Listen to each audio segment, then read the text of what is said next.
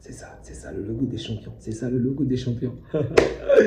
Salut les amis, j'espère que vous allez bien. Oh, mais quelle soirée, quelle soirée.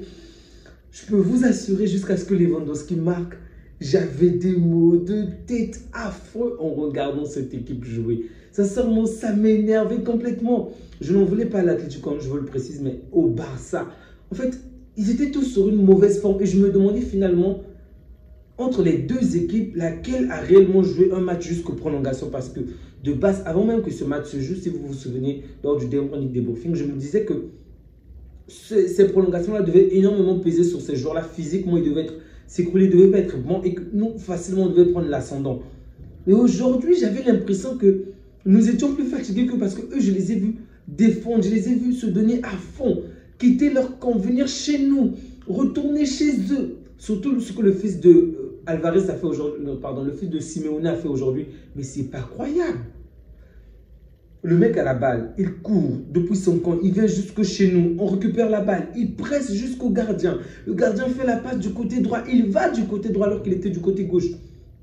Il va du côté droit, il termine du côté droit, il retourne, non, il était du côté gauche, pardon, c'est l'inverse.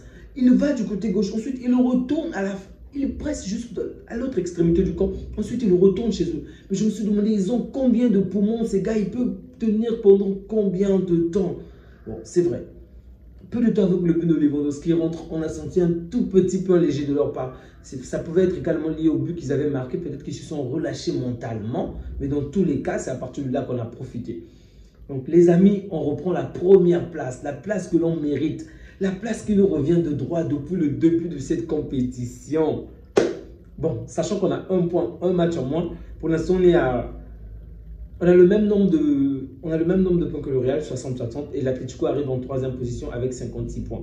On a un match en moins par rapport aux autres, donc même si le match prochain, on faisait un match nul qu'on le perdait, on sera toujours devant le Real parce contre le Real, on a gagné le Real, donc on a cette ascendance en termes de buts et en plus on a battu le Real aux confrontations directes. Donc on restera quand même premier.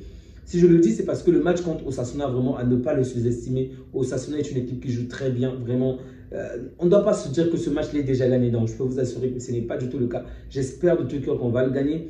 Mais Osasuna sait s'y prendre contre nous. Vraiment, ils ont des moyens nécessaires pour nous déjouer. Donc aujourd'hui, heureusement qu'on a failli battre un mauvais record. Le record dont il s'agit, en fait, depuis plus de 20 ans, le Barça n'a jamais perdu au match aller comme au retour face à l'Atlético. Et donc aujourd'hui, ça a failli se faire d'un petit iota parce qu'on n'était vraiment pas bon. Le match commence très bien avec une domination du Barça, une réelle suprématie du Barça par rapport à l'Atlético. Je me suis dit, tiens, c'est ça le Barça. On ne va pas se plaindre contre les voisins que non, ils ont fait le but, ils n'ont pas voulu jouer, ils n'ont pas fait ceci. Non, notre jeu de passe n'était pas stérile parce qu'on allait vers l'avant, on voulait vraiment prendre l'ascendant, on voulait vraiment marquer. Et c'était beau à voir, sincèrement, c'était beau à voir. Mais après, je ne sais pas ce qui va se passer d'une manière ou d'une autre. On va baisser en cadence petit à petit. Et au final, l'adversaire va reprendre le dessus. Et à la 45e minute, un but qui nous a fait du mal, celui de Alvarez. Vous savez de quelle manière, lorsqu'on marque un but à la fin d'une période, cela brise la mentalité des joueurs? Et bien, c'est ce qui s'est passé. Ça a vraiment plombé l'équipe et je craignais qu'en deuxième période, ça soit encore plus compliqué. Mais au final, non, ils sont revenus, ils ont encore repris leur jeu, de très bonnes possessions. Là, je parle du Barça, bien évidemment. On a encore essayé de pousser, mais le match était devenu un peu plus compliqué parce que du côté de l'Atlético, vous savez, lorsque l'Atlético te mène et que tu n'es pas une petite équipe par rapport à elle, elle veut vraiment jouer la carte défensive. C'était 5 défenseurs, 4 milieux et un attaquant. Et dès qu'on pressait, ils se retrouvaient pratiquement à 9 dans la surface, voire 10. Et du coup, ça les déjoue un peu parce que même lorsqu'ils arrivaient à nous avoir dans le dos, même lorsque l'attaquant d'Atlético avait la balle, il se retrouvait tout seul. Et donc, il devait parcourir énormément de mètres tout seul pour aller tuer notre gardien. Et donc, nous, de notre côté, puisqu'on presse très haut, facilement nos défenseurs reviennent et donc récupèrent la balle. Donc, ce jeu de Simeone est quand même mauvais parce que d'un côté, la carte défensive, ok, c'est difficile à marquer, c'est une défense solide, c'est pas pour rien que c'est la meilleure défense de la Liga. Mais offensivement, ça laisse un désiré parce que ton joueur, s'il n'est pas poignant, s'il n'a pas, je ne sais pas quel genre de poumon pour tout faire tout seul, ben, il n'y peut rien, vraiment il n'y peut rien. Et c'était difficile pour les attaquants d'Atlético. J'ai heureusement, vraiment merci à Simeone d'avoir sorti Alvarez, d'avoir sorti Griezmann. C'était vraiment bizarre avec eux. Il menait 2 buts à 0 et lorsqu'il a sorti ces joueurs-là, il y a eu un petit changement également, il faut le dire. Il n'aurait pas dû le faire, vraiment, il n'aurait pas dû. Faire entrer Sorloth est une très bonne chose, je le précise. C'est d'ailleurs Sorloth qui va marquer, très bonne chose. Un gars qui nous a déjà marqué 8 buts en quelque chose de 5 confrontations, donc depuis qu'il était à la Sociedad. Et souvenez-vous la fois dernière que je parlais de Sorloth, lorsqu'il était encore à Sociedad, il nous avait marqué un triplé ou un doublé. Quelle manière il m'énervait, tout. Et là encore, il rentre et il marque. Je ne sais pas comment, mais il a trouvé ce qu'il faut pour marquer. Et il faut qu'on trouve un moyen pour l'arrêter parce que bientôt, on va jouer le match retour, ne l'oublions pas, on a fait un match nul à 4-4. Donc, il faut vraiment qu'on trouve un moyen pour empêcher ce joueur-là d'être plus dangereux. Bon, du Barça, parlons du Barça. Alvarez, je vous dis encore que ça me fait mal lorsque je le vois toujours jouer avec ce maillot-là. J'aurais vraiment souhaité qu'il porte le nôtre. Mais bon, ce sont les circonstances de la vie. Lewandowski qui marque un très bon but. Déjà, le premier point, c'est qu'on n'avait pas vu Lewandowski marquer depuis tellement longtemps. Le deuxième point, faire un geste technique aussi. Là, on a fait au moins 2 aujourd'hui. Le troisième point, c'est marquer. Marquer est une chose, mais marquer un but de qualité, dans un moment de qualité. En fait, un moment si complexe, ça c'est un adversaire si puissant. Son but là en vaut 2, voire 3. Sincèrement. Parce que le match était compliqué. Le mec trouve le moyen nécessaire pour nous garder en vie. Et même Jules Koundé le dit à la fin du match que c'est aussi grâce à Lewandowski, grâce à ce but qu'il a marqué très tôt, que ça les a encore redonnés. Excusez-moi. Ça les a redonné envie d'aller de l'avant et vraiment de marquer. Et donc, je suis choqué. C'était un très bon but, c'était un très bon but. C'est le Lewandowski du début de la saison et même celui de la saison dernière, du début de la saison dernière. Vraiment, c'était très très beau. Excellent geste technique. Réception de la balle, la passe de Martinez, réception, retournement. Donc, il s'était bien positionné par rapport à son adversaire. Au final, il s'est retourné. Puissant tir, le gardien ne pouvait rien. Martinez, une fois encore, merci. On a renouvelé le contrat avec toi, mais tu vaux même plus de 2 saisons. On aurait dû t'accorder 2 saisons. Vraiment, très bon match. Olmo n'a pas été fameux, ok. J'ai dit que Lewandowski a marqué, j'ai dit qu'il a fait un très bon geste technique, mais dans l'ensemble du match, lui également, il n'a pas été exceptionnel, ok, disons la vérité. Mais le numéro 9, on attend juste à ce qu'il pointe, à ce qu'il marque. Et tant qu'il marque, et tant qu'il nous aide à gagner, on va se taire.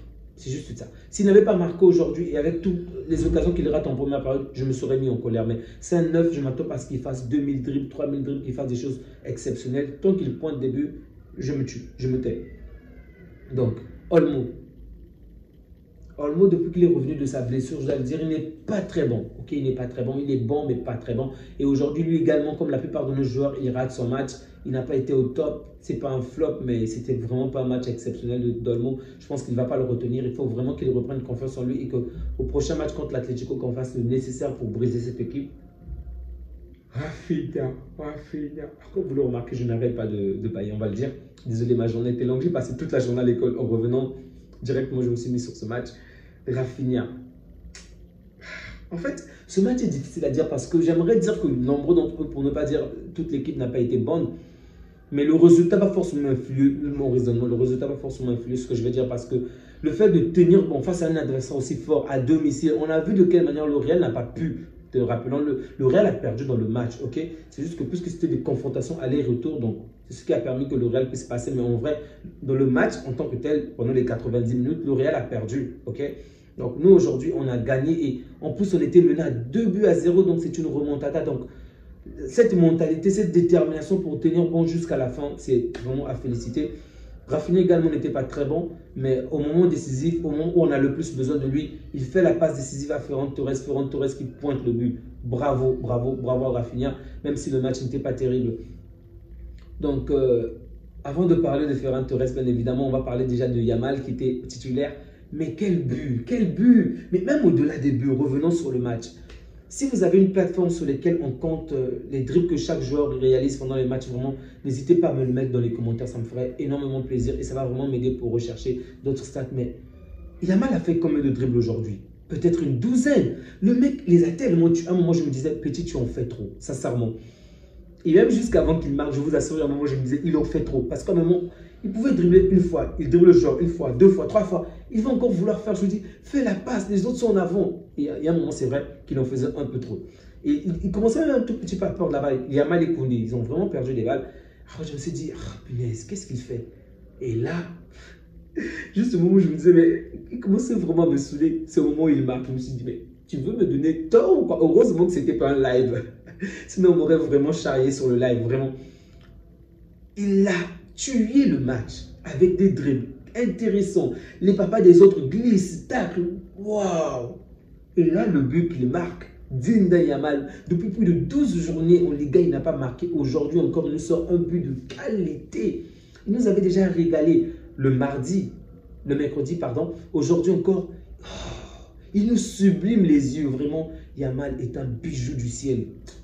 Très bon joueur, très très bon. Merci Yamal. Donc, comme la plupart, vous remarquez que je n'ai pas dit quand quelqu'un jouera fait un grand match, je précise. D'accord? C'est le score qui fait en sorte que ce débriefing soit positif. Sinon, ça aurait été catastrophique. Casado également n'a pas été exceptionnel. Comme la plupart des joueurs aujourd'hui, c'était en dessous de ce que le Barça attend. Pedri, de temps en temps, il sortait vraiment de sa magie, de sa lumière, des très bonnes passes. Même en première période, il fait une très bonne passe à Lewandowski, que Lewandowski me donne des mots de tête. Le mec casse au moins 5 lignes avec cette passe. 5 lignes, c'est abusé, mais il en casse tellement avec la passe et Lewandowski n'arrive pas à tuer. Lewandowski était juste devant la surface.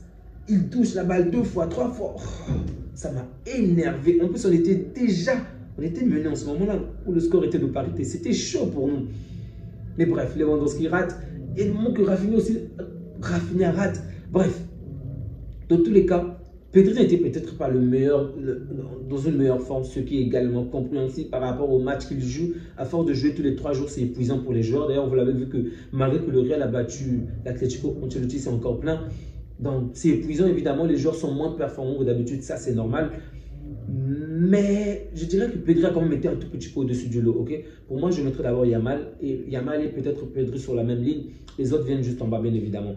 Donc, pas fameux, pas exceptionnel, mais quand même mieux que la plupart. J'ai pas aimé le match de Koundé aujourd'hui. Je n'ai vraiment pas aimé le match de Koundé. Déjà, la faute qu'il obtient le carton jaune, ok, je pense que c'était peut-être nécessaire. Mais le geste qu'il fait, cette vidéo, vous allez certainement la voir tardivement parce que j'ai pris le temps d'écouter certains joueurs, l'intervention de certaines personnes. Là, je parle des joueurs, bien évidemment. Il dit que, heureusement que lui-même dit à la fin, que heureusement que l'arbitre assistait à l'action, sinon il aurait pu être sanctionné parce que l'arbitre est en train de voir comment ça s'est passé. La première fois, il repousse sa main. La deuxième fois, il repousse encore sa main. Et la troisième fois, il croyait qu'il devait repousser sa main. Le fils de Simeone est malin. Il a de la malice, le mec. Il a mis la tête apparemment pour qu'on puisse toucher la tête. Et donc, en gros, c'était vraiment pas volontaire. Et pour lui, il dit que l'arbitre a pris la bonne décision en ne le sanctionnant pas parce qu'il avait suivi toute l'action du début jusqu'à la fin. Mais excusez-moi, vraiment excusez-moi. J'ai beau être fan de ce joueur, j'aime ce joueur, j'aime ce club. Moi, l'arbitre, j'aurais pu le coller un carton rouge. Et si aujourd'hui, l'arbitre donnait un second carton jaune à Koundé, ça n'aurait choqué personne. Parce que tu es un grand joueur. On sait, lorsqu'on joue contre l'Atlético, on s'attend déjà à tout. Qu'ils vont faire des fautes, qu'ils vont simuler, qu'ils vont être dans le dur, qu'ils vont faire des tas de choses. Et que le coach de l'autre côté, Simeone, bien que je répète encore, je trouve que c'est un bon coach qui a une moralité de gagnant, de vainqueur, en tout cas dans certaines circonstances. On sait de quelle manière cette équipe est chiante. Et même Griezmann l'avait dit plusieurs fois sur les interviews qu'ils savent qu'ils font chier les gens en jouant de cette manière-là et eux, ils aiment ça. Donc, une fois que même nous, c'est vrai que dans un match, ça peut être compliqué, les émotions ne sont pas faciles, mais mec, tu es un professionnel et ce n'est pas la première fois que tu puisses jouer contre ce genre d'équipe. Il y a des actions qu'il ne faut même pas faire, surtout lorsque tu as déjà un carton jaune. Vraiment, ça m'a mis en colère parce que si on avait donné un second carton jaune et donc en rouge, ça aurait pénalisé l'équipe. Et pour moi, je ne devais même pas en vouloir à l'arbitre. Pour moi, ça aurait été correct, vraiment correct. Parce que l'adversaire a réussi à te sortir de tes gants et donc toi, tu as perdu. Pour le second but de l'Atlético, vous remarquerez que je n'ai même pas parlé de la main parce que je pense que ce n'est pas nécessaire. On n'était juste pas bon. Donc, si on nous avait gagné malgré la main, j'aurais dit que c'était mérité. Le niveau n'était juste pas bon. Mais bon, dans tous les cas, il y a eu une erreur d'arbitrage. Il n'a pas vu, mais on va laisser couler. D'accord. Donc là, Koundé n'a pas pris le carton jaune, le second carton jaune, ce qui a permis qu'on reste encore dans le match et qu'on puisse le gagner, vraiment. Koubarsi a essayé de faire de bonnes choses, mais à un moment, lui également, il a failli causer le but. Je me souviens, l'action, il fait la passe à, je crois, il fait la passe à Martinez. En tout cas, il essaie de faire la passe à Martinez ou à Baldé. Heureusement que l'adversaire récupère rapidement la balle. Alvarez et Griezmann vont récupérer la balle et juste avant qu'ils puissent s'enfuir avec la balle, j'ignore, je crois que ça devait être Pedri qui viendra. Oui, Pedri qui va tacler. Heureusement que Pedri était là encore défensivement pour nous soutenir. Sinon, l'action de Kourbassi aurait tué le match bien avant le premier but de Kourbassi, bien avant le premier but d'Alvarez. Balde essaie de faire de bonnes choses, mais comme la plupart des joueurs, je vous ai dit, ils n'étaient pas bons, ils n'ont pas été fameux. Chesney ne pouvait rien faire sur les deux buts. Donc, dans l'ensemble, ce n'était pas un Barça flamboyant, ce n'était pas un Barça exceptionnel. Mais le résultat est là face à un adversaire teigneux, un adversaire qui joue cette carte défensive. Ce n'est vraiment pas facile, mais on a fait le nécessaire, on a gagné. Donc, le joueur, celui qui a été nommé homme du match aujourd'hui, donc c'est celui qui doit attirer toute l'attention. Fermín Lopez, le requin, le requin, le requin, le requin, le requin, le requin. Oh, tu vas les bouffer, les a dévorés. C'est ça le requin. Il rentre, coup de tête, but. Il rentre à la fin du match, il va défendre, il va presser, il récupère la balle et il tire à la manière de Rafinha. Oui, je dis à la manière de Rafinha parce que c'est contre le Bayern, je crois, en Ligue des Champions que Rafinha le fait. Ce puissant tir à distance là, oh punaise, je ne m'attendais vraiment pas à ce qu'il marque. J'étais choqué. Le premier but encore, son premier but encore, je peux comprendre. Mais le deuxième but, ouh, choqué. Premier but, excellent positionnement. Deuxième but, détermination, résilience, récupération de balles et puissant tir. Le requin. Vraiment, bravo, bravo, bravo à Ferran Torres. C'est une victoire largement méritée de sa part. Il a mérité d'être élu homme du match aujourd'hui. Vraiment, il m'a régalé. Je me suis régalé, vraiment, je me suis régalé, les amis. C'était pas facile. Ce match, il me donnait les mots de tête. Déjà, lorsque j'avais compris que Casado était là à la place de Frenkie de Jong, je ne dis pas que Casado est mauvais, loin de là. C'est un jeune joueur, il est très bon. Mais je voulais de très très loin que De Jong puisse être là. Et donc, moi, lorsque j'ai vu que De Jong ne n'a pas joué, ça m'a fait tellement mal. Oh! Je suis allé sur Twitter pour lire tout ce qui a été écrit sur lui. Apparemment, il avait un souci gastrique à son moment, il ne se sentait pas bien. Qui n'a pas voyagé? Ok, mais ça m'avait vraiment démoralisé au début du match. Vous savez de quelle manière, pour moi, dans cette équipe, c'est mon joueur préféré. Ok, mais ça m'a vraiment démoralisé. Mais heureusement qu'on a gagné le match. Et ça, c'est le plus important. Vraiment, c'est le plus important. En plus, en marquant 4 buts face à cet adversaire. Un adversaire que le Real n'a même pas réussi à marquer un seul but en 120 minutes. On en a mis 4 en 90 minutes.